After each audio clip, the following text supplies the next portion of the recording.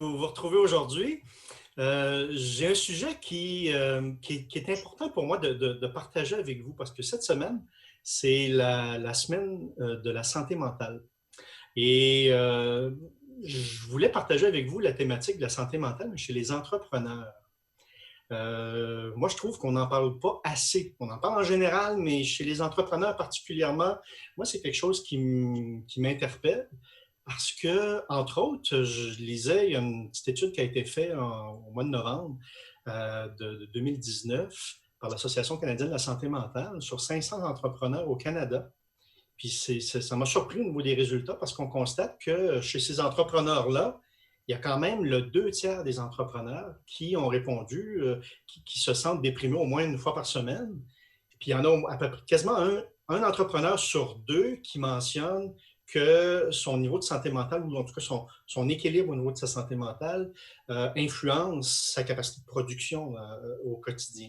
Donc, c'est pour ça que je voulais vous lancer là-dessus. Qu'est-ce que ça vous dit, la santé mentale des entrepreneurs?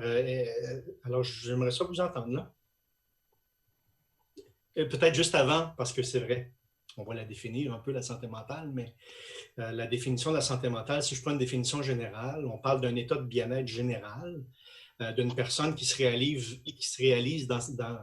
son potentiel dans les différents domaines en fait, de sa vie, dans les situations normales de sa vie en général, sur une période, hein, pas juste pendant une journée ou deux, mais sur une période un petit peu plus longue.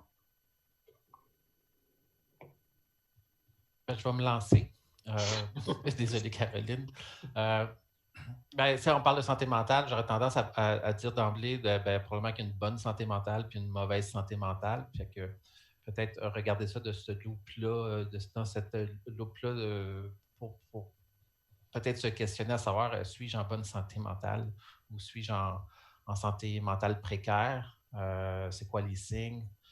Personnellement, j'ai vécu, comme beaucoup d'entrepreneurs, j'imagine, des épisodes plus dépressifs, si ce n'est pas le burn-out, dans le fond, il y a plusieurs années. Et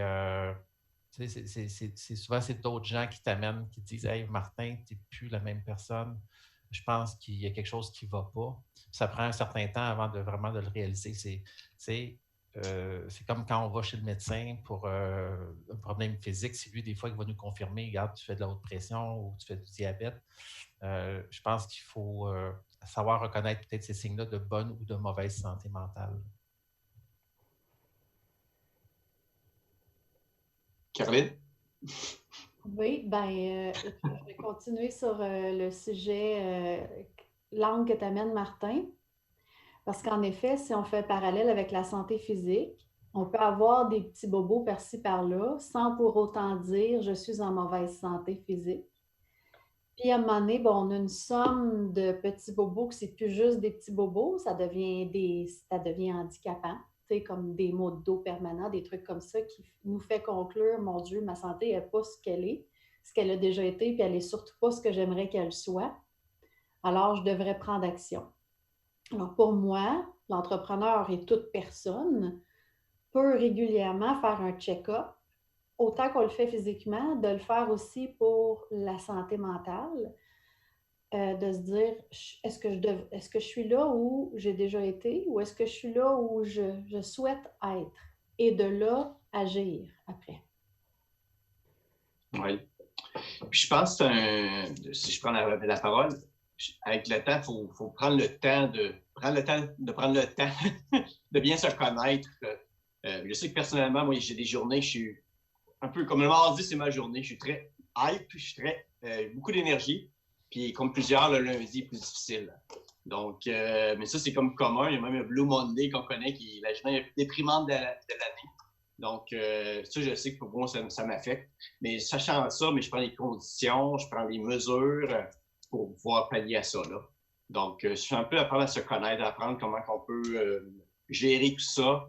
Puis, parce que je veux pas, même si pour moi, les lundis sont pour plusieurs sont plus difficiles, je peux pas oublier les lundis. Il faut que quand même que je fasse mon travail et tout ça. Donc, je me lève un peu plus tôt, je fais plus de sport, je prends les mesures en conséquence. J'apprends à me connaître pour doubler d'efforts pour le mardi, qu'est-ce que j'ai pas fait le lundi. Ça, c'est personnel. C'est un petit peu ça, apprendre à se connaître un petit peu plus, connaître ses limites, connaître un peu ses forces, puis je pense, on pourra faire toute une analogie, mais il y a une différence quand tu es employé, quand tu es entrepreneur, quand tu es travailleur autonome. Le support autour de toi n'est pas le même, puis ça peut être alarmant à certains moments, dans certaines conditions. Puis autant tu peux être tout seul comme travailleur autonome que tu peux être tout seul comme employé aussi. Là. Donc, c'est un point aussi à avoir, puis c'est ça, de pouvoir trouver les ressources qui peuvent t'aider, ça peut être des fois difficile ou d'exposer sa vulnérabilité. Dans ce que tu apportes, Dave, il y a une notion de prise de conscience qui est hyper importante parce que moi, j'ai vu souvent, puis j'ai été pendant quasiment une vingtaine d'années à être consultant puis à rencontrer des entrepreneurs en cabinet aussi. Là.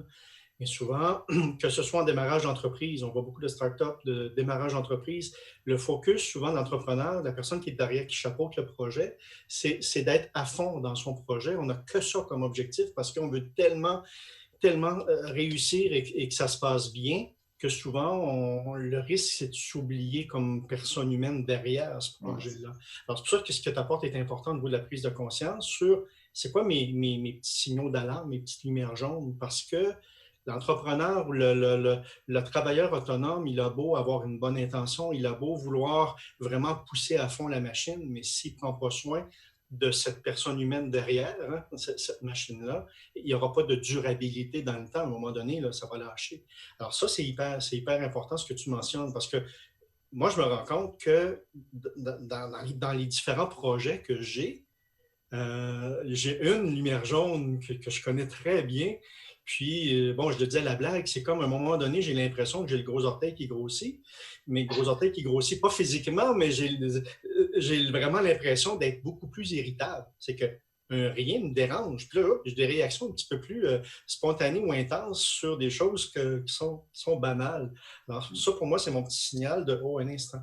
Il y a un temps d'arrêt, il y a une réflexion, il y a une prise de conscience. Qu'est-ce qui est en train de se passer? Parce que sinon, je sais vers où je m'en vais. Vous comprenez?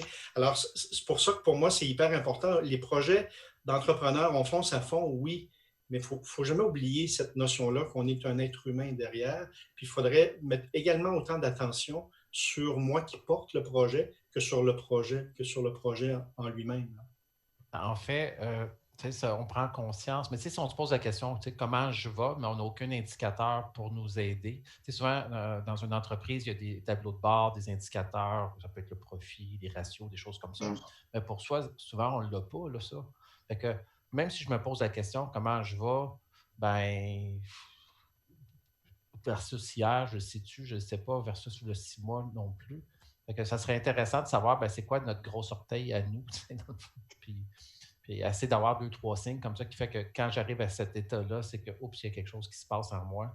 Il faut que je sois plus attentif encore puis que je prenne des mesures peut-être pour régler ça rapidement. Puis les signes ne sont pas toujours évidents. Là. Moi, j'en ai, personnellement, c'est plus quand je vois que j'oublie beaucoup de choses, c'est parce qu'il se passe quelque chose. Et je suis plus en contrôle, je suis pas en maîtrise, je suis capable de gérer habituellement plusieurs choses de front. Puis quand j'échappe, c'est niaiseux, mais les fois que j'oublie de payer mon visa, ça arrive une fois par 2 ans, c'est là que j'ai vu qu'il y a eu une alarme, il y a eu quelque chose, c'est juste, Dave, t'es allé trop loin. Il faut ralentir, il faut que tu prennes le contrôle, faire un recul, qu'est-ce qui s'est passé. C'était quelque chose que j'ai oublié, puis ça m'a échappé, puis c'est pas moi. Mais puis là, souvent, je me rends compte, j'ai coupé le sport, j'ai coupé beaucoup de choses parce qu'il y a eu un moment. Oui, dans des moments qui sont un peu plus intenses, ça peut durer 1 jour, 2 jours, mais à long terme, c'est pas payant. Là. Tu ne peux pas toujours y aller à la pédale dans le fond. C'est demandant. Moi, c'est un de mes signes, mais c'est pas toujours facile de le trouver, ce signe-là. Ma visa, pour payer ma visa, ben, c'est un signe, je le paye aussi après. Mais je le vois, c'est récurrent en 0 ou 2 ans. C'est quand même pas stoppé. Ouais. Caroline, tu veux un signe? C'est physique, c'est mental, c'est un paiement? Mes signes à moi, c'est comme ce que j'ai vécu depuis quelques nuits d'ailleurs. Quand j'ai une charge mentale qui dépasse ma capacité de la traiter, c'est la nuit, moi, que ça se passe. Je vais me réveiller dans la nuit puis je vais faire de l'insomnie quelques heures dans la nuit. Bon, ça me permet de me mettre à jour sur Netflix, mais idéalement, j'aimerais mieux dormir. Ça serait ma préférence. Mais encore faut-il que le signe soit évident. Pour moi, ne pas dormir, c'est quand même assez évident. L'irritabilité dont tu parlais, Bruno, c'est assez évident aussi. Puis, tu sais, il y a plusieurs saveurs, parce que l'inverse de la santé mentale, c'est la maladie mentale. Hein? Fait que oui, c'est bien de s'encourager à observer nos propres signes et à se dire « Wow, je suis allée trop loin » ou « Il y a de quoi qui ne marche pas, faut que je réajuste ». Mais parfois, il y a des gens qui souffrent qui ont un problème de santé mentale, donc qui les rend incapables de voir les signes. Et c'est là où l'entrepreneur, selon moi, il est plus fragile qu'un travailleur dans une entreprise ou une compagnie, un bureau, n'importe quoi, qui va être entouré de collègues qui vont pouvoir observer des signes et lui dire regarde, là, voici ce que j'ai observé, es-tu certaine que ça va bien? Je peux juste faire une petite ouverture, un pan de vie très personnel, mais très réaliste pour moi. Ma mère souffre d'une maladie bipolaire et quand elle était non soignée, elle ne voyait pas les signes. Elle ne voyait pas que sa réalité était distorsionnée. Fait que quand bien même qu'on essayait d'y faire voir, c'était impossible pour elle de le voir. Alors, mais elle a eu la chance, si elle avait été une entrepreneure à l'époque, je ne sais pas, elle avait quand même ses enfants, nous, ma soeur et moi, qui ont montré. Et je pense que ta lecture de la réalité est distorsionnée, ça ne va pas bien. Alors oui, reconnaître les signes, mais aussi, moi j'inviterais les personnes à développer l'ouverture, à avoir une lecture externe aussi. Parce que parfois, on ne les voit juste pas. Quand c'est une crise d'anxiété, c'est assez facile. J'ai le cœur qui débat. C'est comme moi, mon insomnie, je n'ai pas besoin de personne pour me dire, je pense que tu fais de l'insomnie. Je le sais, je suis pas mal au courant. Mais si je me mets à avoir un discours qui ne tient plus la route, quoi que ce soit, des réactions qui sont étranges, qui ne sont pas dans la norme, si je peux avoir l'ouverture d'entendre ça, de voir ces signes-là et d'agir là-dessus, je vais pouvoir agir avant qu'il soit trop tard aussi. Un élément important, Caroline, parce que je reviens sur la prise de conscience que Dave mentionnait tout à l'heure, mais en même temps, cette espèce de risque de déni, parce que quand on est effectivement aux prises avec un problème de santé mentale, la plupart vont avoir du déni. Puis là, je pense qu'un des éléments importants, c'est de pouvoir, ne serait-ce que regarder dans notre entourage qui sont peut-être là ou les 2 ou les 3 personnes les plus significatives dans mon entourage. Pas le voisin d'à côté que je croise de temps en temps, mais une, 2, 3 personnes significatives pour moi, et de me permettre, avec cette ouverture dont tu mentionnes, Caroline, de poser la question comment tu me vois là-dedans ou comment tu me perçois et d'ouvrir les oreilles et d'entendre les commentaires. Et c'est ça qui est difficile parce que la plupart du temps, ce que la personne va entendre n'a pas nécessairement envie de l'entendre, mais quand elle vient d'une personne qui est significative, ça a un tout autre sens. Oui. Et quand tu es entrepreneur, moi je le suis toujours, mais à l'époque, j'ai vécu une période vraiment dépressive, mais il y a comme une obligation de performance qui s'installe.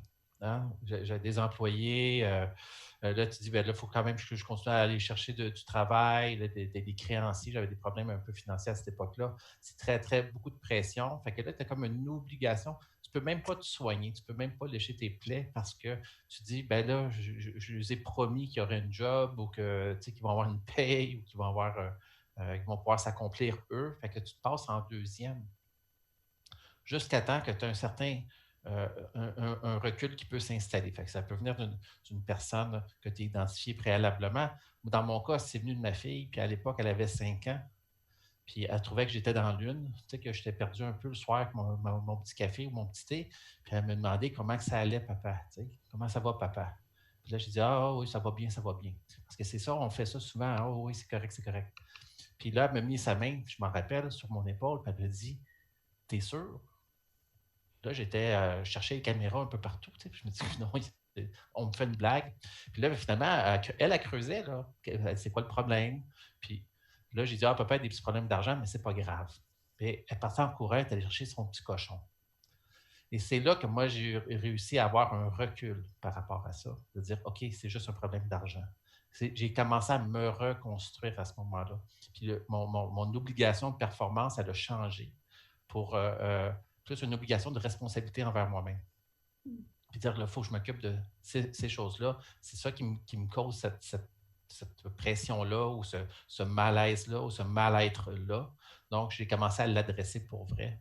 Mais j'ai cessé de nier. Mais j'ai eu besoin de la personne. Puis là, c'est venu, elle était déguisée dans une petite fille de 5 ans. C'est très puissant hein, quand ces petites personnes-là commencent à parler comme ça. Là, puis à partir de cette journée-là, j'ai développer une capacité à prendre un recul par rapport à mon état. C'est-à-dire, justement, quand je me sens fatigué, quand je me sens, bien, je m'en vais marcher. Puis, tu sais, j'attends pas 2 ans. Je le fais rapidement, maintenant. Puis, je relativise aussi, ben, c'est juste un contrat que je n'ai pas eu ou c'est juste un client qui ne m'a pas payé. C'est-à-dire, on veut être payé, on veut avoir des contrats, mais c'est juste ça, ça ne vaut pas plus que ça non plus. Mais j'ai eu besoin de ce choc-là quand ma fille, ça fait 20 ans, quand elle m'a mis sa main sur mon épaule. Puis cette histoire-là, je lui ai raconté ce printemps seulement. Ça a pris 20 ans avant que je dise à ma fille l'importance qu'elle avait eue pour moi à ce moment-là. Mais j'étais pris dans une obligation de performance avant, puis il est là le danger. C'est important, Martin, ce que tu mentionnes, parce que dans ton cas, il a fallu un élément déclencheur externe à toi pour te permettre de faire cette prise de conscience-là. Et pour plusieurs, c'est un peu ça. Là. Il y a un mur à quelque part qu'on ne voit pas, puis quand on arrive dedans, il est comme trop tard parce qu'on a un élan trop rapide pour freiner.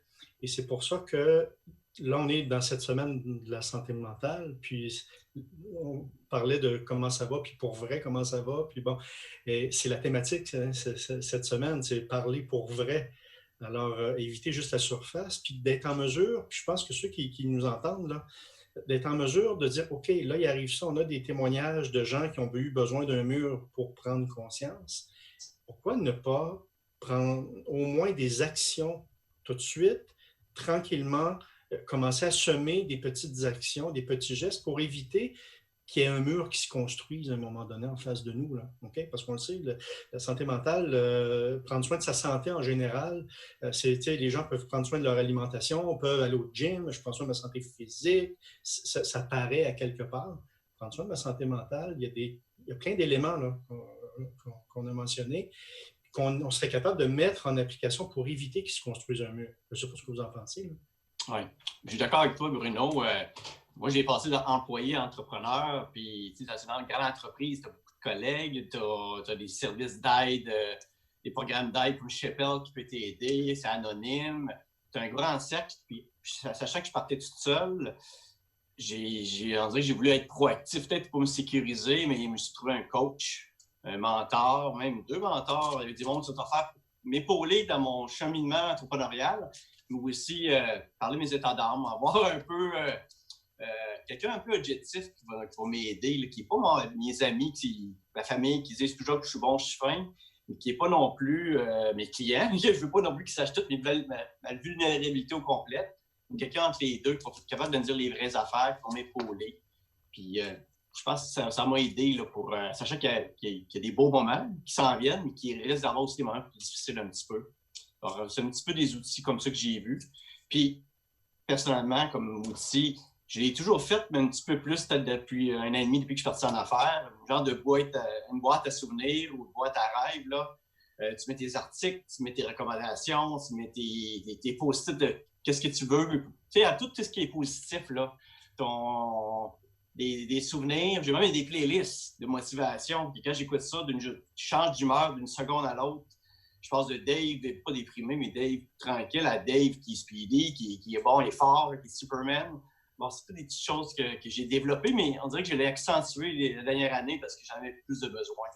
Pour de temps en temps, j'ai un lundi moins le fun, mais je regarde ça puis ça me revient assez. Ça me motive. Là. C'est un peu comme les témoignages bonbons, des fois qu'on reçoit. Oui. Je pense qu'il ne faut pas les regarder bêtement, je veux dire, ben, c'est cute, merci. C'est de leur donner peut-être un espace précieux, comme ta boîte, comme tu dis, de dire, ben, sais, quand je me sens un peu comme de la merde parce que j'ai l'impression que tout va pas très bien, puis ces choses-là, je vais aller fouiller là-dedans. Puis ça, c'est des gens, quelque part, qui me faisaient des praises, qui disaient regarde, t'es bon, tu nous as aidés, c'est extraordinaire, t'es merveilleux. Fait que là, c'est le fun parce que là, tu dis OK, bon, ben, il n'y a pas si longtemps, on disait ça de moi. Fait que, replace-toi, puis remets-toi dans cet état-là. Là. Il y a plein d'outils qui nous aident à nous gérer, mettons le mindset, qui est un terme qu'on entend énormément. Parce que des variations émotionnelles, des lundis matins difficiles où est-ce qu'on se sent déprimé, tout le monde est susceptible d'en vivre. Ça ne veut pas dire qu'on a un problème de santé mentale pour autant. C'est quand l'état perdure. Puis ces petits gestes-là au quotidien qu'on peut faire, comme ta playlist, Dave, tes beaux témoignages que tu as reçus, Martin. Moi, dans mon cas, c'est d'écouter de la musique aussi. Tout ça, ça peut nous permettre de revenir rapidement dans l'équilibre puis de ne pas laisser se dégrader une situation. Un état, par exemple, de se sentir déprimé qui perdure parce qu'on n'a pas agi rapidement. Fait qu'il y a agir rapidement sur les signes quand c'est possible. Puis des fois, on les voit juste pas, les signes. Puis j'inviterais les personnes qui n'ont pas vu nécessairement les signes ou qui les ont pas écoutés quand quelqu'un nous les a montrés, a bien voulu nous les faire voir, mais qu'on n'a pas pu les voir ou qu'on n'a pas voulu les voir. Ben, je nous invite, si ça nous est arrivé, à beaucoup d'indulgence envers nous, beaucoup de bienveillance, parce qu'il n'y a pas si longtemps encore, et même on est en train de sortir, selon moi, du tunnel, mais il n'y a pas si longtemps, la santé mentale, c'est un tabou avec un T majuscule. Fait qu'on n'a pas, moi j'ai 47 ans, si on recule, là, quand j'étais jeune enfant au primaire, on ne nous enseignait pas ça à l'école, la santé mentale. On ne nous a pas enseigné ça, ni quand j'étais au secondaire. C'est devenu adulte que j'ai réalisé que ça existait. Puis j'ai eu la chance, puis pour moi, c'est une chance d'avoir une mère qui souffre d'une maladie mentale parce que j'ai pu apprendre que ça existait, développer comme un peu ma vigie personnelle, me checker, moi, là, entre guillemets, voir si j'allais bien, grâce à elle, qui était comme un peu un modèle de « OK, quand ça va pas bien, ça peut ressembler à ça ». Mais aussi, ça m'a ouvert l'esprit. Fait que ça m'a permis, quand j'étais gestionnaire dans des entreprises, de vraiment démystifier ça puis de dire aux gens « Écoutez, si vous allez pas bien, venez en parler. Moi, j'ai un diplôme en santé mentale. Là. Moi, je pourrais vous raconter là, c'est quoi aller accompagner une personne dans des rendez-vous médicaux, c'est quoi essayer de faire voir à une personne ce qui va pas bien. Vraiment. Fait que ça m'a permis de vraiment mettre la table à faciliter les conversations. Mais j'étais chanceuse, c'était dans un environnement de travail où les gens côtoyaient d'autres personnes. L'entrepreneur n'a pas nécessairement ça. Puis, il peut avoir aussi une réalité bien bête, bien plate de « j'ai pas d'argent pour aller consulter ». Tu sais, ça peut être ça aussi, si Colin, le psychologue, à 90-100 pièces de l'heure, j'ai soit en dessous de payer mon fournisseur, bien, je vais payer mon fournisseur, je vais me faire passer en dernier. Oui, tout à fait. Puis, c'est la réalité aussi. C'est important, cet aspect-là, Caroline. Puis moi, il y a un élément que je veux vraiment mettre au clair, là, parce que c'est pas parce qu'on vit des situations difficilement qu'on a un problème. Okay? Parce que vivre des situations ou ressentir des émotions, parfois agréables, parfois désagréables, ça fait partie de la vie et c'est tout à fait normal. Ce qui devient un petit peu plus symptomatique, c'est qu'est-ce que je fais avec? Parce que si à chaque fois que je me sens mal, je fais juste ravaler parce que non, je suis fort, je ne peux pas me permettre de faire go, et je ravale, c'est qu'à un moment donné, il y a quelque chose qui va se passer. Là. C'est juste d'être à l'écoute de soi, c'est que oui, aujourd'hui, ça va mal, bon, mais parfait, ça va mal, mais je me permets de prendre un certain temps, de dire, OK, juste faire un petit pas de recul, puis d'essayer de comprendre un petit peu plus qu'est-ce qui contribue au fait que je me sens mal, mais c'est correct que je me sens mal. En autant que j'en prenne conscience, puis à partir de là, si ce n'est pas le temps tout de suite parce que j'ai une rencontre, un rendez-vous, un truc à faire, parfait, mais est-ce que je suis capable de prendre un engagement avec moi-même à l'effet que ce que j'ai ressenti ce matin, là, que j'ai décidé de mettre de côté parce que ce n'était pas le temps, est-ce que je peux prendre un temps ce soir pour juste revenir là-dessus, pour être en mesure de mieux comprendre cette espèce de gamme émotionnelle? Ça ne peut pas toujours aller bien, là, dans le sens que s'il ferait soleil à tous les jours avec 30 degrés, là, ben, tout le monde, à un moment donné, on aurait plein de pompons là, du 30 degrés. Okay? Mais donc, ça prend de la variation, ça prend de la pluie puis du soleil de temps en temps pour apprécier autant l'un que l'autre. Et c'est ça, à mon avis, qui est important de prendre conscience, que ce soit comme entrepreneur ou comme individu en général, c'est qu'est-ce que je fais avec ce que je ressens ou de ce qui m'arrive? Puis comment comment en fait je me traite moi-même dans tout ça? Parce que là, on parle, oui, si je me rends compte que, oups, j'ai moins d'énergie, je suis plus fatigué, je suis plus irritable, je dors moins bien, puis je mange mal parce que go, je mange sur le pouce, etc. Ben là, ce que je suis en train de faire concrètement, ça m'approche ou ça m'éloigne d'un certain équilibre? Je pense que cette prise de conscience-là, elle est là qui est importante. Puis si, comme entrepreneur, je n'ai pas les sous nécessairement pour me payer des consultations privées qui coûtent quand même beaucoup de sous, ou parfois il y a beaucoup d'attentes dans les services publics aussi. On peut aller dans les services publics, mais parfois l'attente est plus longue. Mais au-delà de ça, juste de faire cette prise de conscience, se dire, moi, comment je me traite dans tout ça? Est-ce que je contribue à faire en sorte que c'est comme si, est-ce que l'essence que je mets dans mon réservoir d'auto, là, est-ce qu'il y a de l'eau dans l'essence ou est-ce que l'essence est de qualité ou bien je mets quelque chose qui est de mauvaise qualité puis après je vais me plaindre que mon moteur a de la difficulté. Là. C'est un peu ça, la prise de conscience. Mais c'est normal d'aller mal, puis c'est normal d'aller bien. Puis c'est toute cette fluctuation-là là, qu'il faut juste apprendre à jauger avec. Là. Caroline elle disait que c'est immensément tabou, c'est un grand tabou, mais quand c'est tabou, on a peut-être plus le réflexe de balayer ça sous le tapis aussi, puis c'est parce que là, on va peut-être jugé, on va se faire pointer du doigt, puis par rapport à ça, moi je pense que c'est important de l'adresser, puis surtout si on pense que notre entreprise, c'est une chose super importante pour nous parce que c'est un endroit où on va pouvoir s'accomplir, puis s'épanouir, puis exprimer notre plein potentiel. Raison de plus de dire, il faut que je prenne la pause, il faut que j'aille prendre soin de moi, peu importe de quelle façon que c'est, puis pour pouvoir continuer notre belle aventure parce que tout le monde qui est parti à son compte, à un moment donné, c'est parce qu'il y avait un rêve, qu'il avait le goût de bâtir quelque chose, de se construire aussi et de construire. Donc, je pense raison de plus je pense qu'il faut réussir à faire du T majuscule, un T minuscule au moins dans un premier temps. Voilà. Si on surfer un petit peu là-dessus, si on parle souvent de performance, de gestion du temps et tout ça, peut-être mettre à notre agenda, ils disent de le faire, mais prendre un rendez-vous avec soi-même. T'sais, on veut prendre un rendez-vous avec son entreprise, on va prendre un rendez-vous avec soi-même. Tu mets du temps pour les imprévus, mais tu mets du temps pour soi, pour voir si tout va bien, puis où se gâter. Si on veut faire une gâterie, un jogging en milieu après-midi, on veut faire quelque chose, donner des choses, des activités qui vont nous donner de l'énergie, qui vont nous donner du positif, qui vont donner une récompense avec tout le travail qu'on a fait là. Donc, je pense que ça, c'est important. Puis, c'est capable de prendre certaines actions, sachant qu'il y a du beau qui s'en vient, mais du moins beau, que ce soit un coach, mentor, un groupe, des amis, de la famille, du sport, de le programmer pour juste savoir que ça me fait du bien. Donc, juste être peut-être un petit peu plus proactif. Je pense qu'on est plus en force de réagir, en proactivité, que ça est en réaction. Donc, c'est comme ça que je dirais. Ouais, peut-être écrire dans la liste de to-do check-up 5 minutes à tous les jours. 3h, 3h05, juste pour dire OK, tout va bien. OK. Ouais. Et puis, c'est tout à fait. Puis j'aime bien la notion de rendez-vous avec soi-même et de le mettre à l'agenda, de le mettre et de faire en sorte que c'est autant.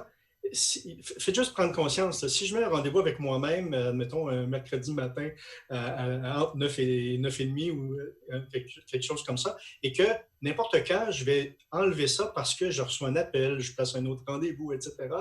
Faites juste prendre conscience de quelle est l'importance que je m'accorde à moi. Est-ce que je ferais ça à un client? D'appeler le client en disant « Désolé, tu es moins important que l'autre client que je vais mettre à la place. » Donc, l'importance qu'on s'accorde par rapport à nous-mêmes, c'est un indicateur assez important, effectivement. Puis, je pense que par rapport à la santé mentale en général, de prendre conscience que la santé mentale, ça contribue à la santé globale. ça contribue à la santé entrepreneuriale. Mais il n'y a pas juste les affaires là-dedans, il y a le côté personnel, puis dans toutes les sphères de vie, hein, parce que si je nourris mal mon corps, ben, à un moment donné, le besoin d'énergie, il ne sera pas au rendez-vous quand j'en ai besoin. Si je nourris mal mon esprit, j'ai beau bien nourrir mon corps, mais il manque un élément, vous voyez. Si je me rends compte que je ne suis pas en mesure de recharger ma pile, mon téléphone cellulaire, là, si on ne le met pas, on ne lui laisse pas le temps de recharger, puis on l'utilise, à un moment donné, la batterie va finir à plat. Il y a plein de dimensions comme ça qu'il faut tenir compte dans notre quotidien. Puis je sais que ce n'est pas simple, parce qu'il faut vraiment prendre le recul et en prendre conscience. C'est pour ça que je disais que parfois, les gens qui nous sont très significatifs autour de nous vont voir des choses bien avant nous, en fait, de pouvoir utiliser ce réseau-là. Mais de prendre l'engagement, je suis la personne la plus importante pour moi. Pourquoi? Parce que si moi, je ne suis pas au rendez-vous, au top de la façon dont je peux prendre soin de moi, ben, je me mets à risque, simplement dans la durée, comme tel.